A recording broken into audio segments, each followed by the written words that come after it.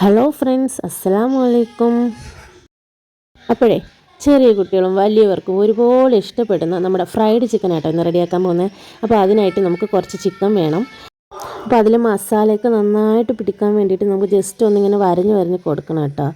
അത് കഴിഞ്ഞിട്ട് നമുക്ക് ഒരു പാത്രത്തിൽ ഒരു 1/2 ലിറ്റർ പാൽ ഒഴിച്ചിട്ടുണ്ട്. പിന്നെ ഒരു അര നാരങ്ങ പിഴിഞ്ഞ് ഒഴിച്ചിട്ട് അത് മോരായി കിട്ടാൻ വേണ്ടിയിട്ടാണ്.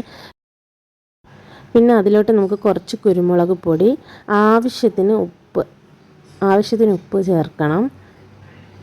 എന്നിട്ട് അത് നന്നായിട്ട് മിക്സ് ചെയ്ത് കൊടുക്കണം കേട്ടോ. നല്ലതുപോലെ മിക്സ് ചെയ്തെടുത്തതിന് ശേഷം നമ്മൾ ക്ലീൻ ചെയ്ത് വെച്ചിരിക്കുന്ന ചിക്കനില്ലേ അത് അതിലോട്ട് ഇട്ട് കൊടുക്കുക.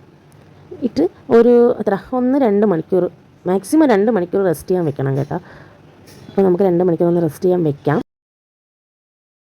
അങ്ങനെ 2 മണിക്കൂറിന് ശേഷം അങ്ങനെ അതിൽ ഈ ബാറ്ററൊക്കെ പിടിച്ചിരിപ്പുണ്ട് കേട്ടോ. ഇനി നമുക്കതിൽ ഇഞ്ചി, വെളുത്തുള്ളി, പച്ചമുളക് പേസ്റ്റാണ്, ജസ്റ്റ് ചതച്ചതാണ്, മല്ലിയിലയും കൂടി ഇട്ട് ചതച്ചതാട്ടോ.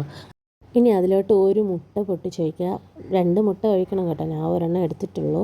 അതിലോട്ട് എരിവിന് ആവശ്യത്തിന് ഒരു അല്പം മുളക് പൊടി, 1 ടീസ്പൂൺ കുരുമുളക് പൊടി, ഒരു 1/2 ടീസ്പൂൺ പെരിഞ്ജീരകപ്പൊടി, ഇതാണ് നമുക്ക് വേണ്ടത്. ഇത്രയും കൂടി ഇട്ടിട്ട് നന്നായിട്ട് മിക്സ് ചെയ്തെടുക്കുക.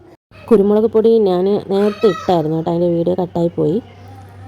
ഇനി നമുക്ക് അടച്ച് ഒരു 10 മിനിറ്റ് റെസ്റ്റ് ചെയ്യാൻ വെക്കാം. അത് കഴിഞ്ഞിട്ട് നമുക്ക് അതിലോട്ട് ഒരു 1/2 ടീസ്പൂൺ മഞ്ഞൾപ്പൊടിയും കൂടി ഇട്ട് നന്നായിട്ട് മിക്സ് ചെയ്ത് കൊടുക്കണം. ഞാൻ 2 സ്പൂൺ ഇട്ടിട്ടുണ്ട്, എൻ്റെ ചെറിയ സ്പൂൺ ആയതുകൊണ്ടാണ് കേട്ടോ 2 സ്പൂൺ ഇട്ടത്. അത് കഴിഞ്ഞിട്ട് നമുക്ക് ഇനി വേണ്ടത് കുറച്ച് മൈദാമാവാണ്. ഒരു 2 കപ്പ് മൈദാമാവും 1 കപ്പ് കോൺഫ്ലവറുമാണ് കേട്ടോ വേണ്ടത്. ആ അളവിനെടുക്കണേ.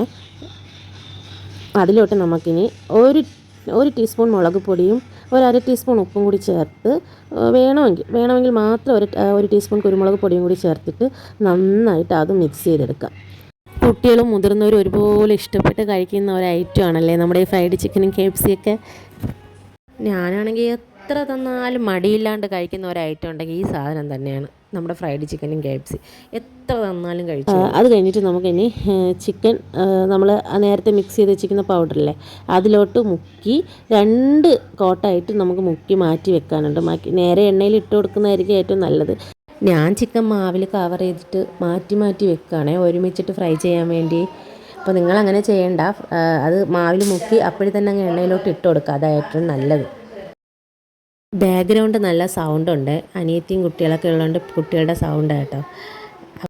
അപ്പോഴേ നമുക്ക് ഫ്രൈ ചെയ്തെടുക്കാം. അതിനൊരു പാനിൽ കുറച്ച് എണ്ണ ഒഴിച്ചിട്ട് നന്നായിട്ട് ചൂടായതിന് ശേഷം മാത്രമേ ഇതിട്ട് കൊടുക്കാവുള്ളൂ. ചെറിയ തീയിൽ വേണം ഇത് കുക്ക് ചെയ്തെടുക്കാൻ വേണ്ടി, എങ്കിലേ ഉള്ളിലൊക്കെ നന്നായിട്ട് വെന്ത് കിട്ടത്തുള്ളേ. അപ്പോൾ നമുക്കിത് നല്ല ഗോൾഡൻ നിറം ആവുന്നത് വരെ ഫ്രൈ ചെയ്തെടുക്കണം കേട്ടോ. തിരിച്ച് മറിച്ചിട്ട് നന്നായിട്ട് ക്രിസ്പി ആയിട്ട് നമുക്ക് കിട്ടും.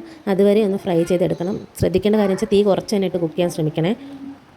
അപ്പം നമ്മുടെ ഫ്രൈഡ് ചിക്കൻ ഏകദേശം റെഡി ആയിട്ടുണ്ട്. ഇനി നമുക്കത് കോരി മാറ്റാം.